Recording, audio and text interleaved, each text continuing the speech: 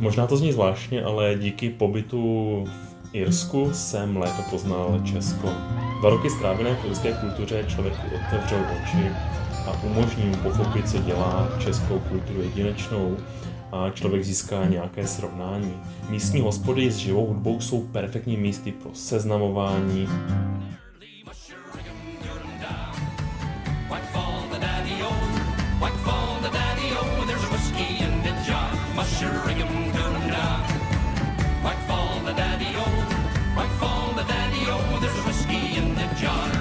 Uvědomil jsem si, že Česko je v mnoha ohledech takový izolovaný ostrov kvůli jazyku i kvůli historii.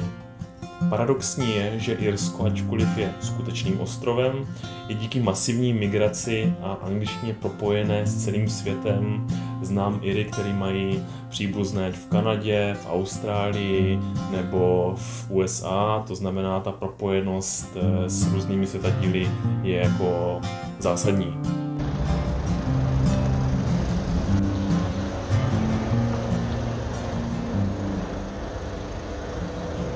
Poznal jsem také sám sebe a své limity, hledání bydlení, práce, dále vlastně přátelé jsem se musel najít a to prostě mě donutí opouštět tu svoji komfortní zónu. Třeba i v situaci, kdy byly typické irské záplavy a já dojížděl na kole a často jsem měl pocit, že místo jízdy spíš plavu.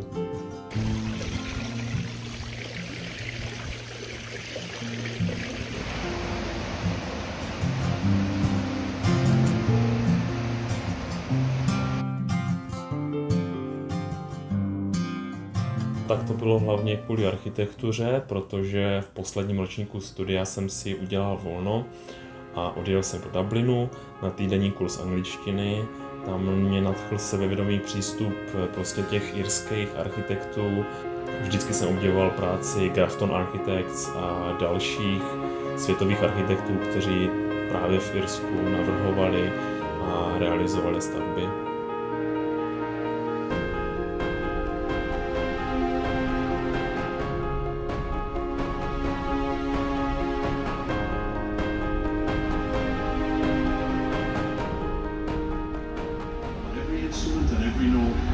We move in sync. One team, one unit. Respect. It exceeds the boundaries of the rugby pitch. When we step on that field, we're not just representing ourselves. We represent our traditions, our cultures, and our history. We stand on the shore.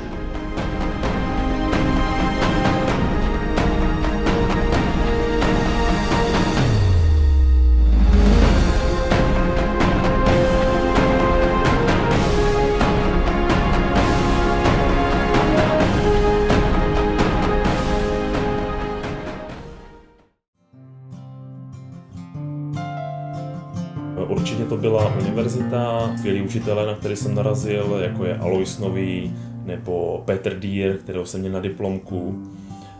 Nejzásadnější taky pro mě byla praxe při studiu, díky ní jsem získal cenné zkušenosti, ať už to bylo v brněnské kanceláři AID a mohl jsem vlastně už si díky tomu vytvořit nějaké své portfolio.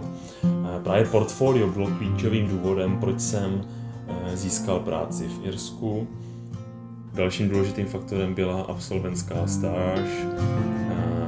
Irské kanceláře přesně věděli, co Erasmus obnáší, takže jakoby už šli do nějaké spolupráce s tím, že už ví, do čeho jdou. A pro ně to je navíc benefit, protože mě můžou dát méně peněz, protože já dostávám peníze od Erasmu.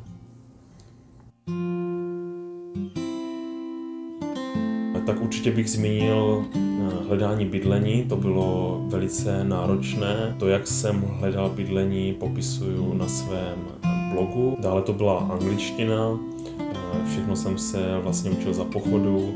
Začátky byly hodně těžké, ale jako nějaká víra a trpělivost mi pomohly překonat ty jako největší problémy. Já jsem měl to štěstí, že irská kancelář kladla důraz na duševní zdraví, to znamená, měli jsme spoustu přestávek, dopolední a odpolední. Vždycky jsme měli přestávku na čaj o 10, pak v 1 hodinu jsme měli oběd a pak ještě další přestávku na čaj ve 4, to znamená, všichni jsme se vždycky sešli v tu dobu, takže nějaké team buildingy vlastně neměly ani smysl, protože v podstatě probíhaly každý den neustále.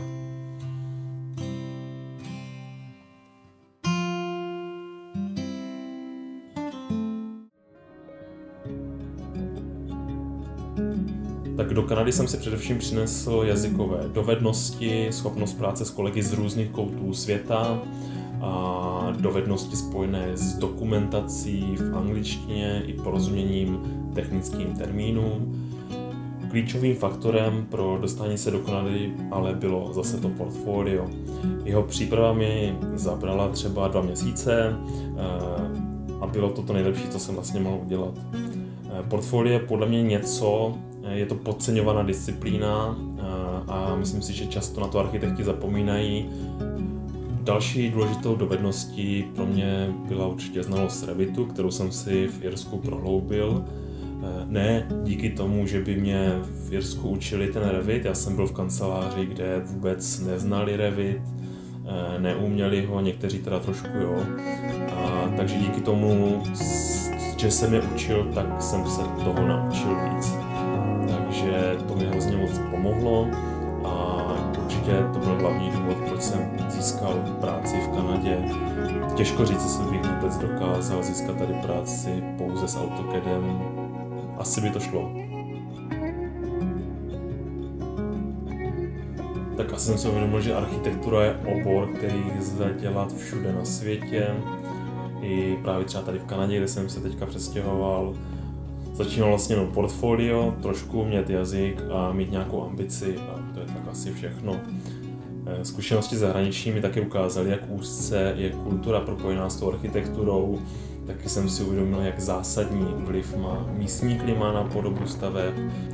Například fasádní materiály v přímořských oblastech musí odolávat soli, špatná volba může vést ke korozi nebo růstu plísní a tak dále a tak dále.